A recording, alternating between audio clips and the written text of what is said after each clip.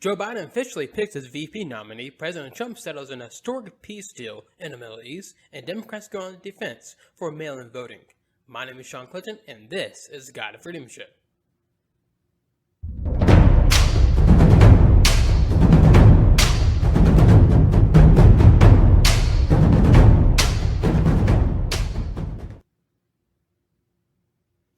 Alrighty, guys. So I hope everyone is having themselves a great week. Happy Saturday. So we're gonna get to Joe Biden as VP nominee, who he picked and everything, and also President Trump's awesome historic peace deal, and then also the Democrats going out trying to defend mail-in voting for some reason. But first, we're gonna get to our COVID-19 update. So in terms of kind of what we stand on in terms of numbers, we're still doing pretty good.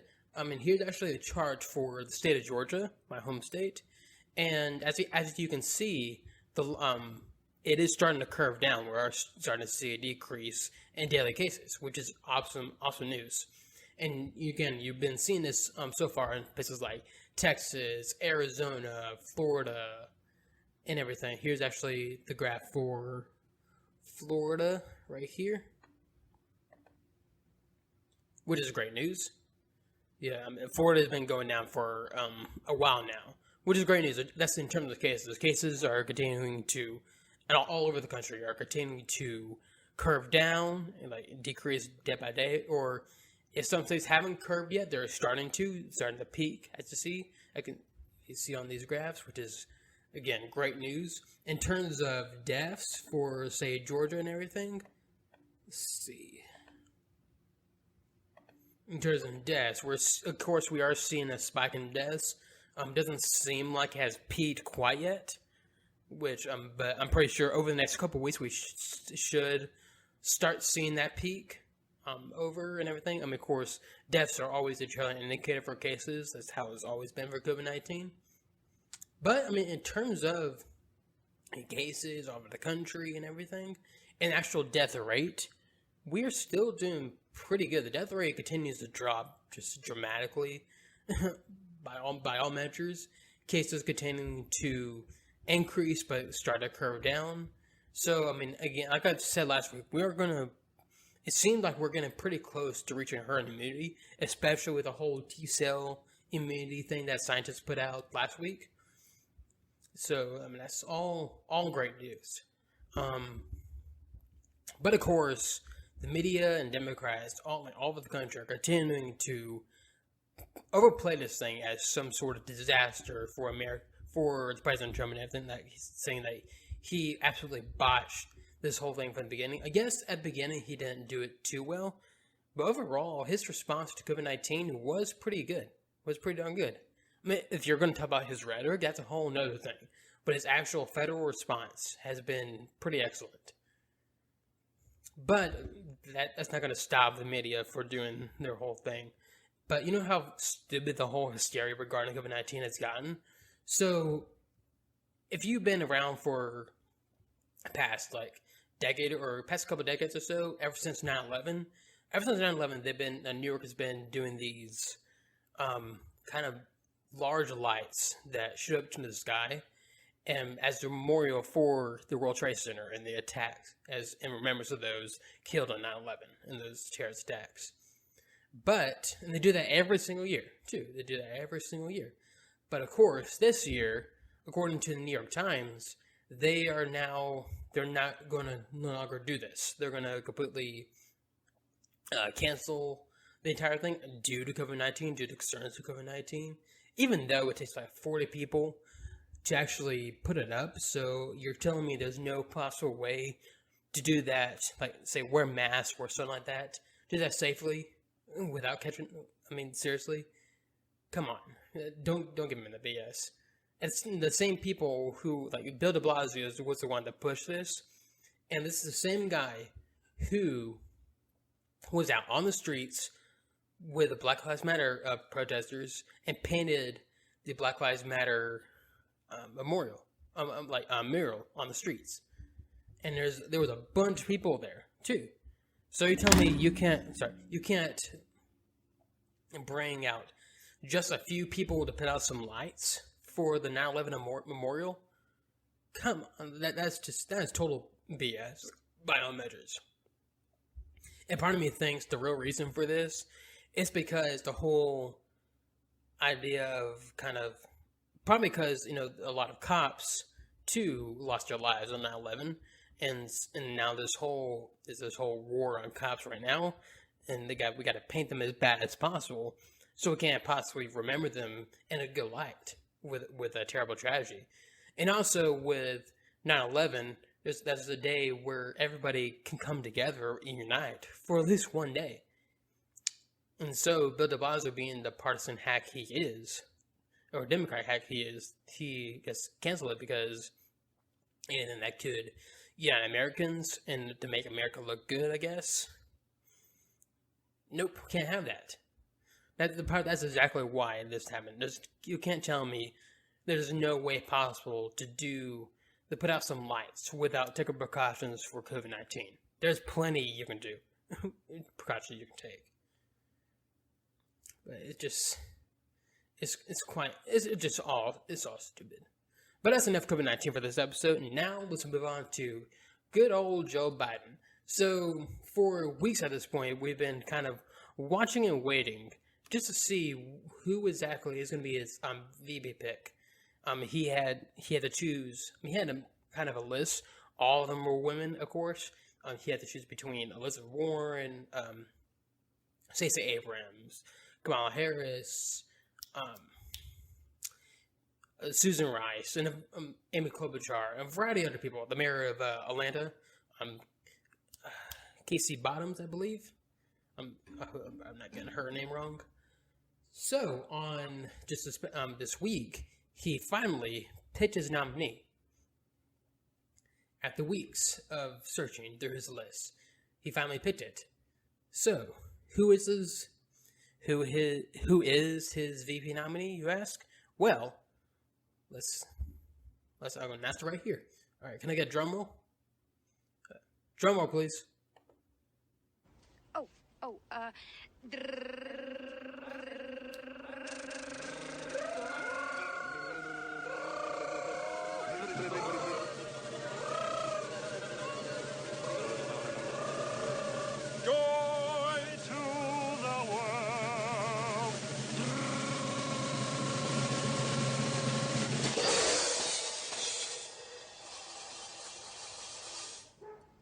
So, yep, his VP nominee is Kamala Harris. The same person who called him a racist during the campaign. Yep, good job, Joe Biden. The Pops was the worst pick you could pick, but the best pick for President Trump. I'll get to that just a little bit. So, yeah, of course, the only reason why he picked her in the first place is because she's black and she's a woman. That's the only reason why he picked her. That's the only reason whatsoever. And as we've seen, of course, Kamala Harris was a pretty radical nominee, and she's actually, according to GovTrack, she was labeled the most liberal senator in the United States Senate in 2019. So that should tell you something. She's very, very radical in her policies and everything. She's come out in favor of abortion on demand, of course. She's come out in favor of Medicare for all, and everything. She's come out strongly against the Second Amendment. Here's actually a video of her saying, talking about the Second Amendment and what she would do if she were elected president. This is when she was running during her campaign. It's something. Here's the video right here. Mr. Educator, I'm really bothered that public schools are being targets for mass shootings. 2 days ago was the 20th anniversary of the Columbine massacre, but still 2 decades later, no major gun control legislation has been passed. So my question is, as president, how will you go about keeping our schools safe and keeping guns out of the hands of those who should not have them? Thank you, Ben. And I'm sure that there are plenty of students here who, while you were in high school, even middle school, that you had to participate in a drill, right? where you were convened and your teachers taught you about how you need to go and run in a closet because there may be a mass shooter roaming the hallways of your school.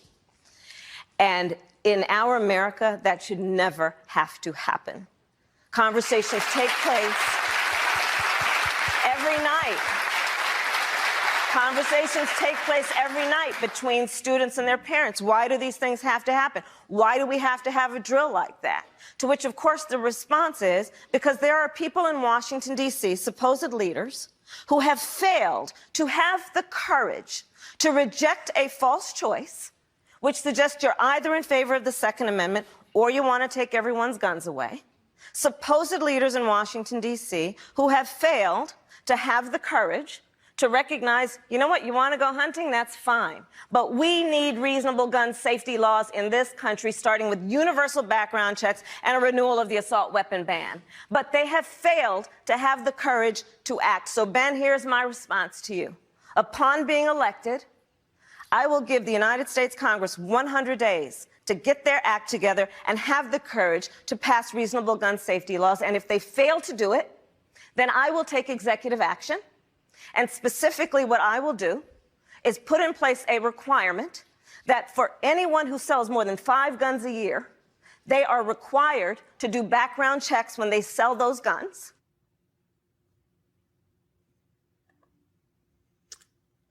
What now? So, if she were elected president, her act on the gun control would be, if Congress doesn't do anything, she will do it by executive action, which is highly unconstitutional by all measures. And plus, go after the Second Amendment like that, I'm sure that's going to go over well with voters, too. With this on your record right here, I'm sure that's going to go so well for you. And her whole idea, like, yes, you can, you can go hunting, but we need to have reasonable gun measures. Okay, the Second Amendment is not for hunting. That's one of the perks, but the Second Amendment was not meant for hunting. It never was. It never has been. What it was made for, it was designed to give the citizens of America the opportunity to defend themselves against criminals and want to be people who will harm them, and defend the country against a tyrannical government or like a foreign invasion or something like that. That's the reason for the Second Amendment. Recall back to World War II, the Japanese were very hesitant to actually invade the mainland of the United States, specifically because the American population was armed. So that is the reason for the Second Amendment. So, yeah, she's almost a full-on authoritarian in terms of this. She, if you're calling during the campaign, there was multiple tweets covering her campaign saying that they're going to arrest people for doing something. It was quite amusing to see. And I always like when she was running, and she always said, "When I'm president, I'll do blah blah blah." And there's highly unlikely that she even become president. But now that she is the VP nominee for Joe Biden, that's a very strong possibility, especially if they win. And this is why, because the theory going now is that Joe Biden, as sad as it is, he probably won't even make it past his first term, even through his first term, because if you watch him, he is deteriorating day by day. It's very sad to watch, and that the fact that the DNC, the Democrats, are just continuing to put him out there like that while he's going through this, it's very disgusting by all measures. Like, seriously, say if you have a grandfather, grandmother who was suffering from dementia, who is deteriorating day by day, but you decide, I'm going to ignore it and just put them out in the spotlight for them to gain publicity or something like that. Many people would look at it like, how disgusting for you to actually abuse your grandparent like that. They're suffering. That's exactly what's happening to Joe Biden. So that's why there's so much play on who was going to be his VP nominee, and as we'll see, is going to be Kamala Harris. So if Joe Biden were to win the presidency, there's a very strong possibility that she will become the president at some point. But of course, again, this is with Kamala Harris being the nominee and being as radical as she is, this race is no longer about Trump versus Biden. It's going to be Trump versus Harris. And being as radical as Harris is, I mean, there's like President Trump's chances went up after Biden's pick, because how radical she is. It's going to be very interesting to see how this election goes. I mean, it still might be pretty close, but because I thought it was going to be someone like Amy Klobuchar or Susan Rice, someone actually moderate, and that would still be pretty tough for President Trump to beat. But with Biden picking Kamala Harris now, it's not going to be as tough as it has been. Especially with, how President Trump has been, the economy starting to recover and everything. With his now new peace deal and everything, he's been doing a pretty good job during this time. So, and speaking of the economy too, there's this hilarious tweet that Kamala Harris put out regarding the Trump economy, because she's going around claiming now that she's going to be, they're going to help recover the economy and everything, which is very unlikely given their policies. But here's what she put out about it. Trump inherited the longest economic expansion in history from Barack Obama and Joe Biden. And then, like everything else he inherited, he ran it straight into the ground. Yes, I'm sure it was Trump that destroyed the economy. Not a global pandemic that virtually shut down the entire world economy. No, it can't be that. It has to be Trump. Because Trump is to blame for every little problem in the world. That's exactly how it works. That's how it works, people. Come on.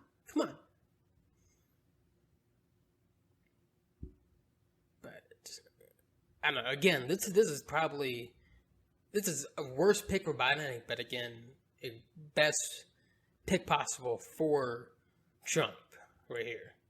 Especially when they put out stuff like this. So Kamala Harris and Joe Biden both said that if they're elected, that they're going to be putting out a national mask mandate, which under the Constitution, they really don't have the power to do that or anything, so that's not going to go over well for them at all. So the whole mask mandate push, it does not make sense. Give people the option to wear a mask, of course. Give people, if they want to wear a mask, go ahead. But some people are pushing that it needs to be a national mask mandate. And President Trump is killing people day by day for not issuing that. It's the same thing they are saying for the lockdowns, that Trump didn't issue a nationwide lockdown. Therefore, he's the cause. He murdered many people for that. And these people fail to understand what a federalist government is. It was not made for the federal government, to have full power of everybody. It was like a divided power. They give the federal government power and give the states power. That's how it's always been. That's how it should be. In terms of other kind of dumb stuff right here, this made... Come on.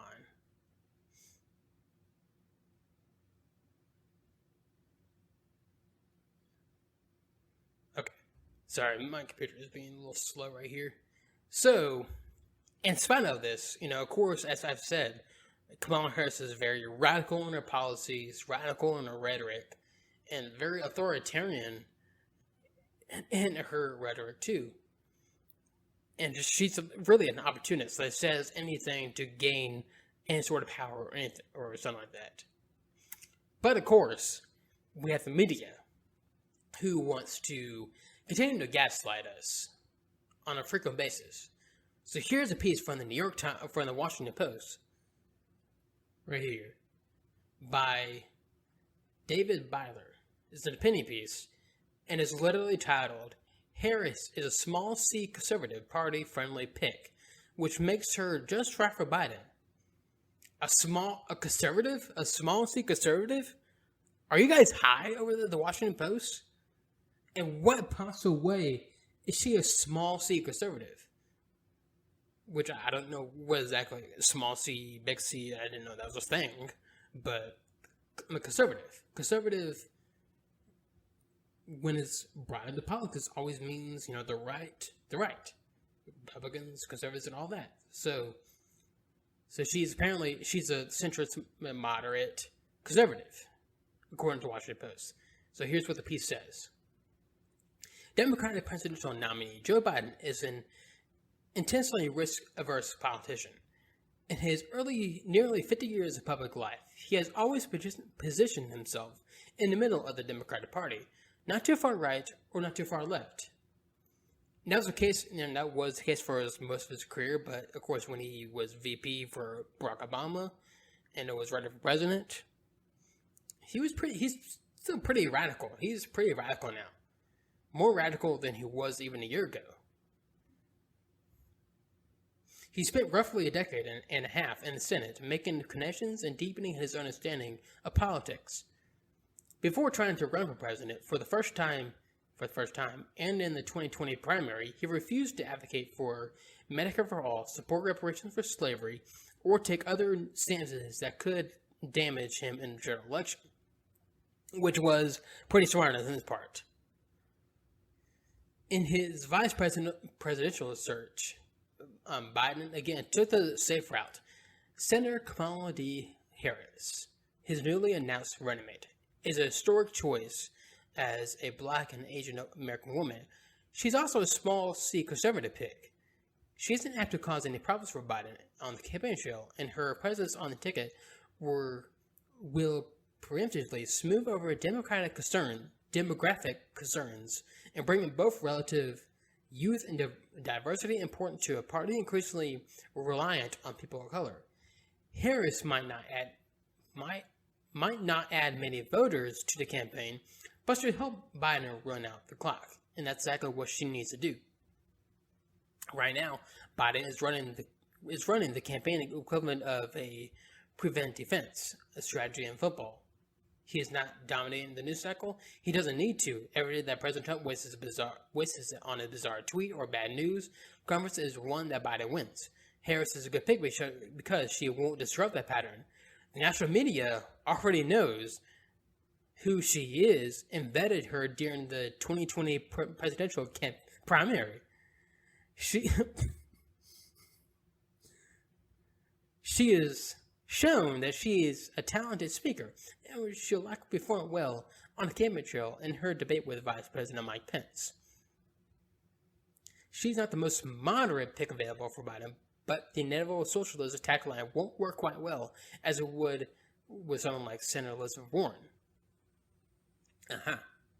Trump tried this approach after the announcement, labeling Harris just about the most liberal person in the U.S. Senate, which she was labeled by the U.S.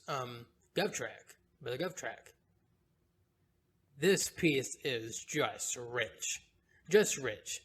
Calling her small C conservative, by what measure? She supported abortion on demand, Medicare for all. She did support Medicare for all, and is highly against the Second Amendment. What about that is not radical? That's pretty darn radical to me. And again, that's not going to go over well for Joe Biden in the election or for the campaign. And when it says right here, that Joe Biden's campaign has been basically kind of play the defense and pretty much be dead while President Trump, blows himself up. That's a pretty good strategy for the most part. But now with Kamala Harris being the pick, he's a VP pick, that strategy is probably not going to work anymore, especially with the way Kamala Harris actually works. And the Washington Post wasn't the only one who put this out there. New York Times said that she was a pragmatic moderate. Again, by what measure? By what measure is she a moderate? It is quite it's quite hilarious to see. And again, this is possibly the best position that President Trump can find himself in with the election. I think the election actually fundamentally changed after the VP pick. So I think Trump has a higher chance to win the election than he did just a week ago. especially when he does stuff like this. So, over the past week, President Trump officially settled a peace agreement between between Israel and the United Arab Emirates, sorry, or UAE. And here's the joint statement from the United States about it. President Donald J. Trump, Prime Minister Benjamin Netanyahu of Israel, and Sheikh Mohammed bin Zayed, and Crown Prince of Abu Dhabi and Deputy Supreme Commander of the United Arab Emirates, spoke today and agreed to a full normalization of relations between Israel and the United Arab Emirates. This historic diplomatic breakthrough will advance peace in the Middle East region, and is a testament to the bold diplomacy vision of the three leaders and the courage of the United Arab Emirates and Israel to chart a new path that will unlock a great potential in the region. All the countries must face many common challenges and will mutually benefit from today's historic achievement. Alrighty, so I'll continue on with that in just a little bit, but first you gotta go over to YouTube or the God of Freedom blog to check out the rest of the episode. So not only you get the rest of this agreement right here, but also the whole controversy of the mail-in voting, and also the Ambassador Week, and also the Book of John at the end of the episode. And remember, you can find me on your favorite podcast listening sites like Apple Podcasts, Spotify, and SoundCloud. Otherwise, I'll see you next week. This is the God of Freedom Show.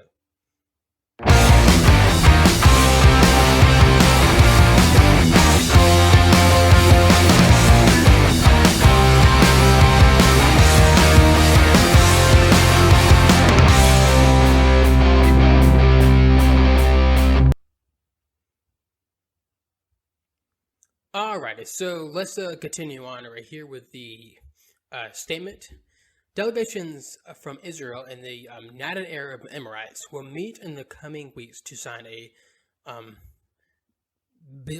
bilateral agreements regarding investment, tourism, direct flights, security, telecommunications, technology, energy, healthcare, culture, and the environment, the establishment of reciprocal embassies, and other areas of mutual benefit.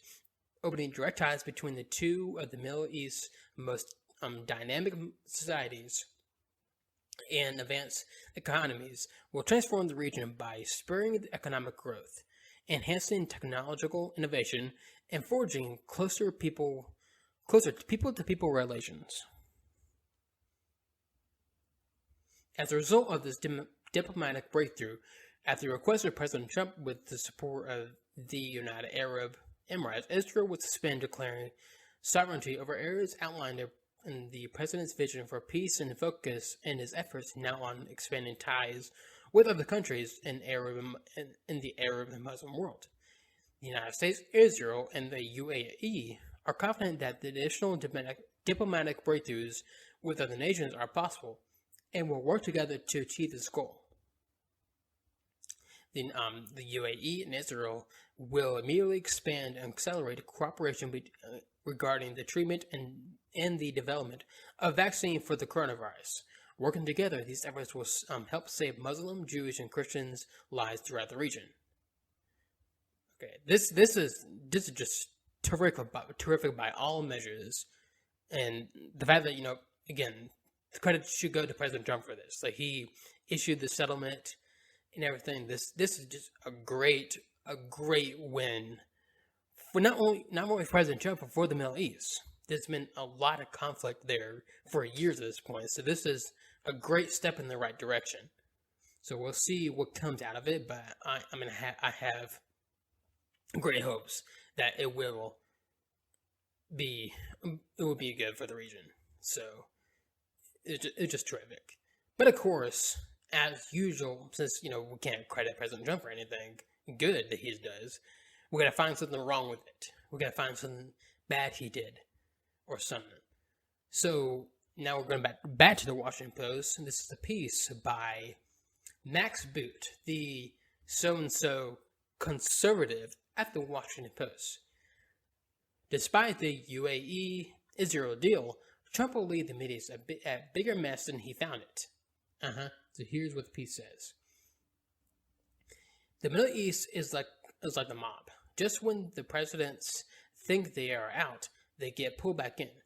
George W. Bush wanted to devote his presidency to compassionate conservatism, but it was defined by wars in Iraq and Afghanistan. Barack Obama wanted to pivot to Asia and even withdraw U.S. troops from Iraq before sending them back to battle the Islamic State.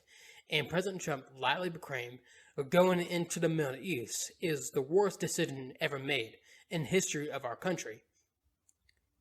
Yet, it is this region that has provided Trump with his few foreign policy achievements.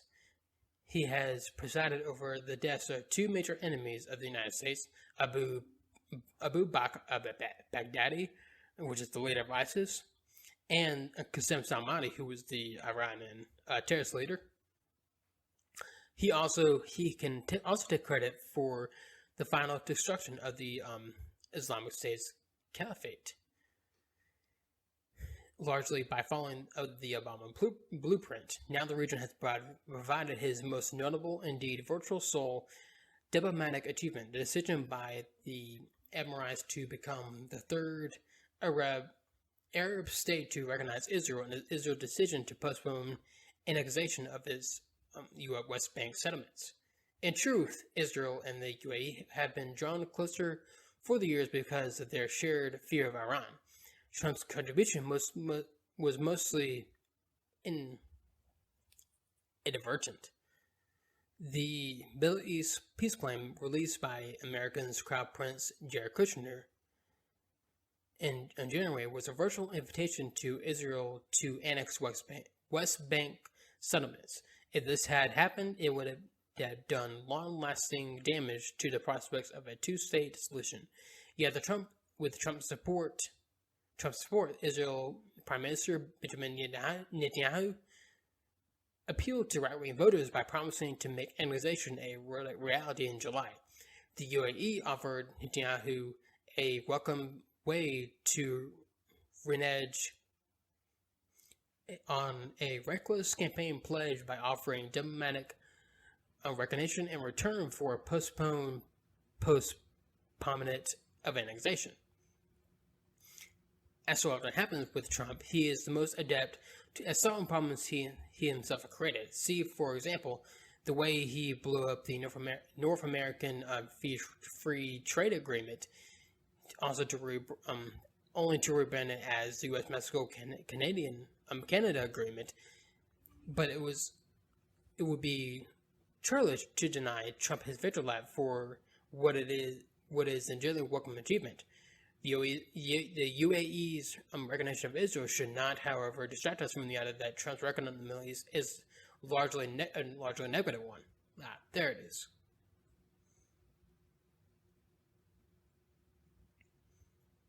As my colleague Jason Rezaian noted, the Department of Iran Policy Coordinator Brian Hook from the State Department serves as a fitting requiem of Trump's failed Iran policy.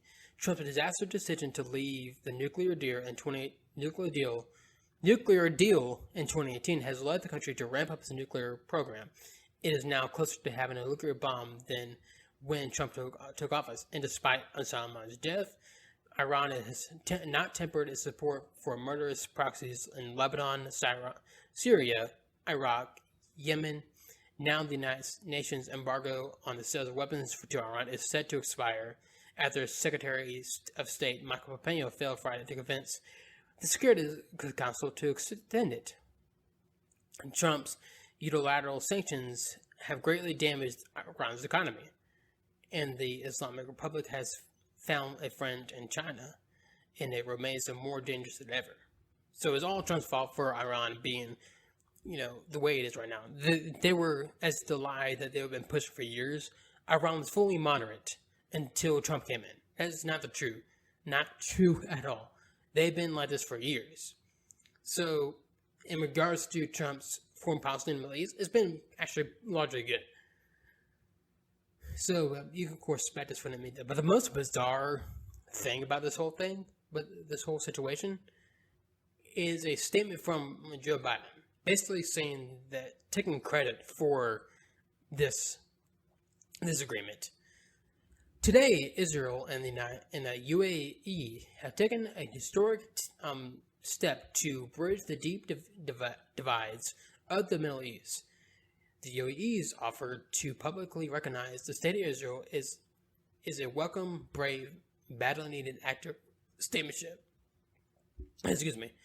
It is a critical recognition that Israel is a vibrant, integral part of the Middle East and is here to stay. Israel can and will be a valued strategic and economic partner to all who welcome it. The coming together of the Arab states builds on the efforts of multiple administrations to foster a broader Arab-Israeli opening, including the efforts of the Obama administration to build on the Arab Peace Initiative.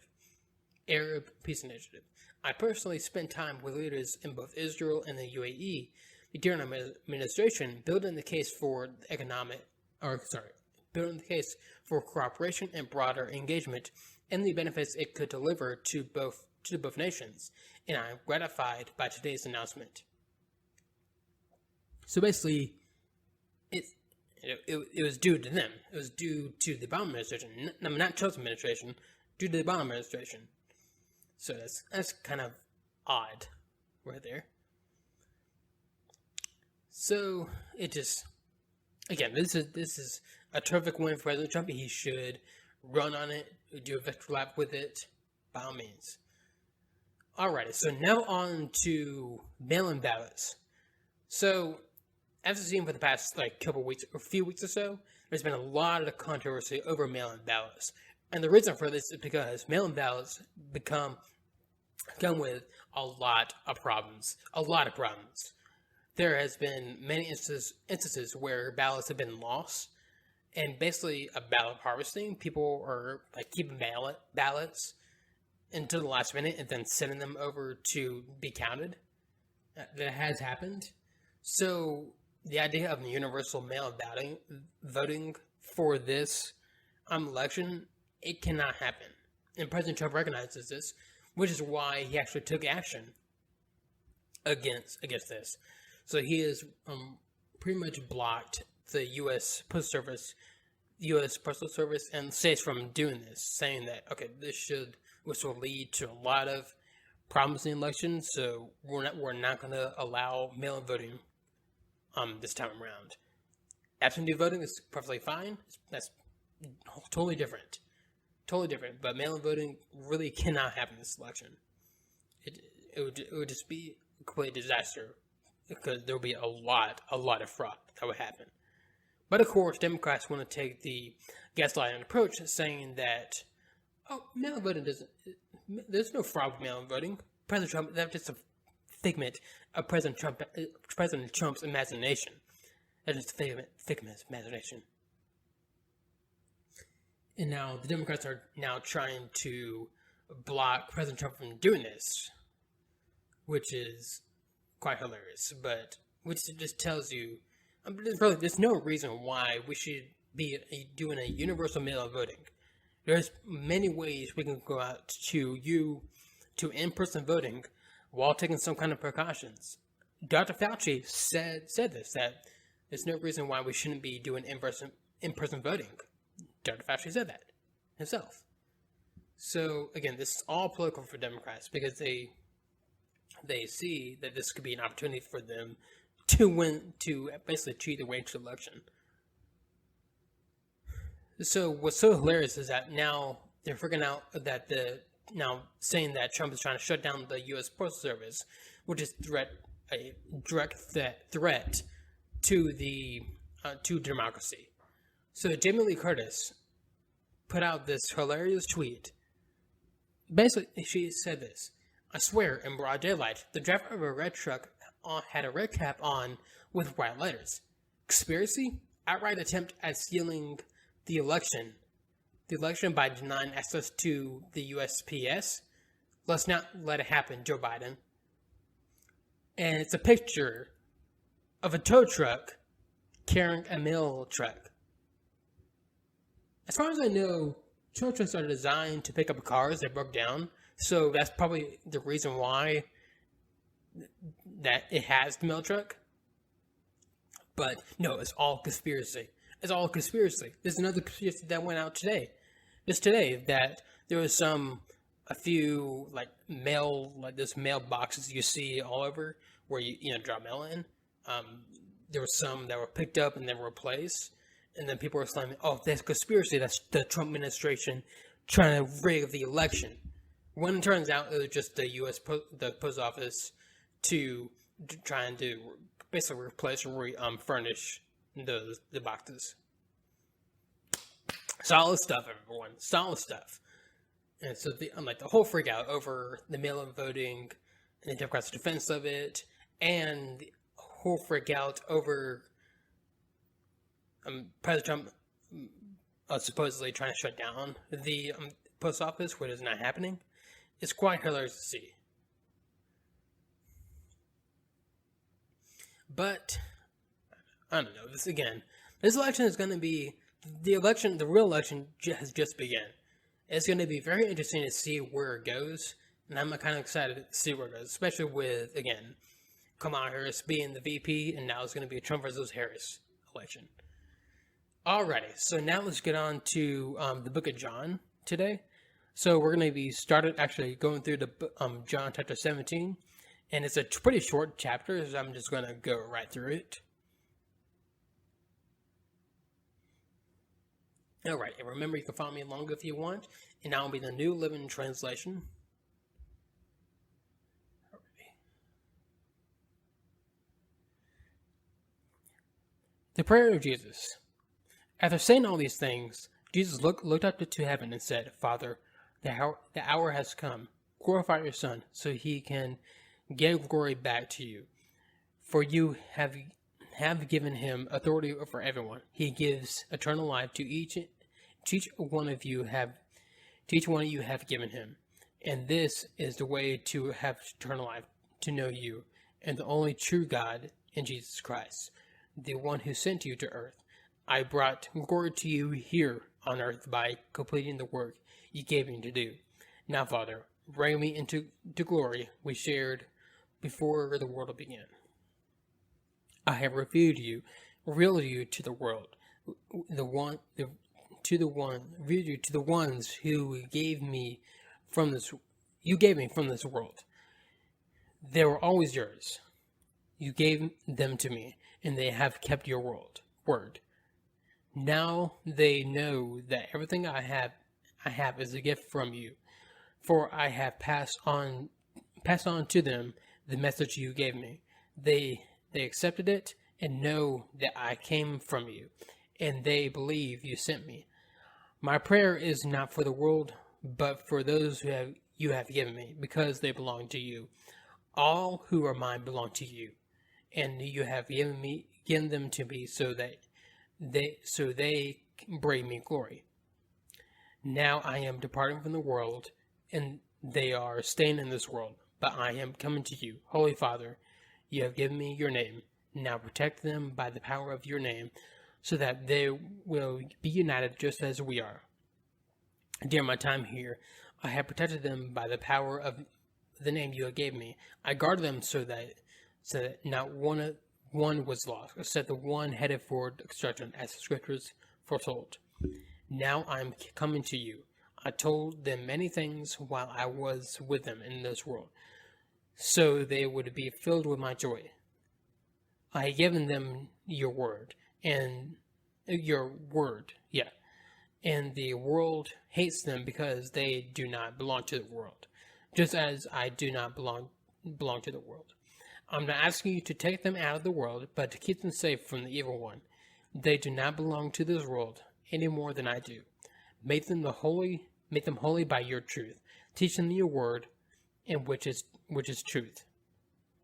Just as you sent me into the world, I am sending them into the world.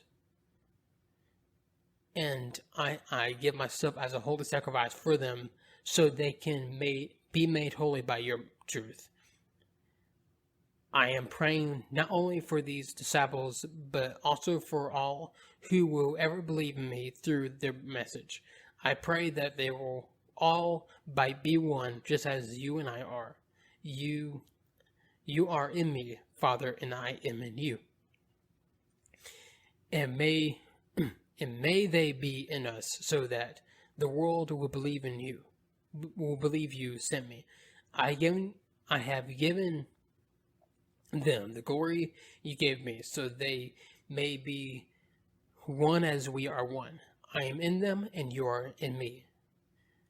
May they experience such perfect unity that the world will know that you sent me, and that you love them as much as you love me. Father, I want these whom you have given to me, you have given me, to be with me where I am. Then they can see all the glory you gave me, because you loved me even before the world began. O righteous Father, the world doesn't know you, but I do, and the disciples know you sent me. I have revealed to them. I revealed you to them, and I will continue to do so. Then your love for me will be in them, and I will be in them. So that's basically part of like Jesus' prayer. I think in the Mount Olives is called. I can't, or the Garden Gethsemane. Sorry. It's basically part of his prayer before he was arrested and betrayed by Judas. It's a pretty powerful prayer, and plus, it doesn't go into where he is basically like dropping sweat and blood, pretty much, just all the stresses on his body during that point, because he knows he's about to go into a brutal, horrible time right there, being brutally murdered and everything. So next week we're gonna start with John chapter 18.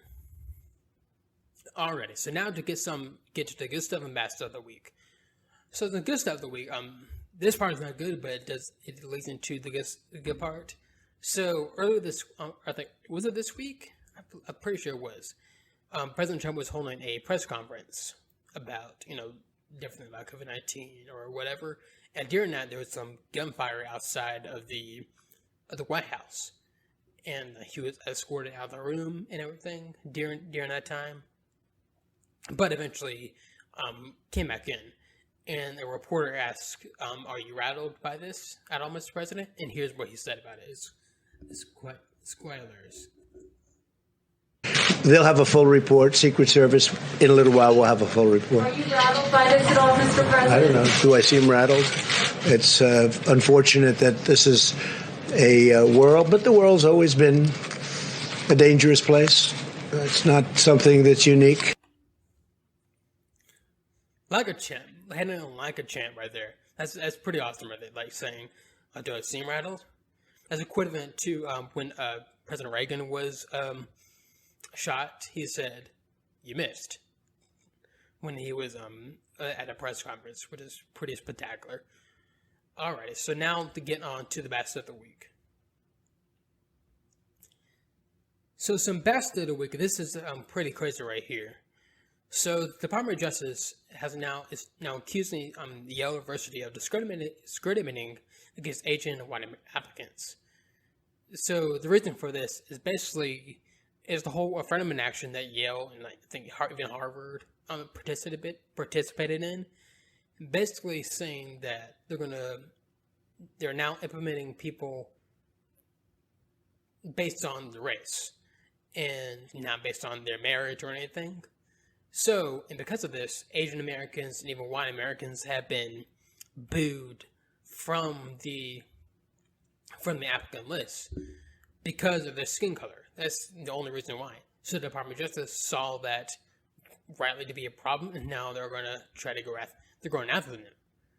So, we'll see what comes out of that, but, I mean, it's quite clear, it's quite hilarious to see that the Democrats, and not saying really anything about this, that they're perfectly fine with this right here, because it just helps it helps the Black Americans. Even though the approach they take is discriminatory, it's still discriminatory against people of color. Alrighty, so I'll be back here next week with all the latest. My name is Sean Clinton, and this is the God of Freedom Show. If you enjoyed this episode of the God of Freedom Show, hit that like button and follow the page to get more content. You can also find me on your favorite podcast listening sites like Apple Podcasts, Spotify, and SoundCloud. Thank you for listening or watching.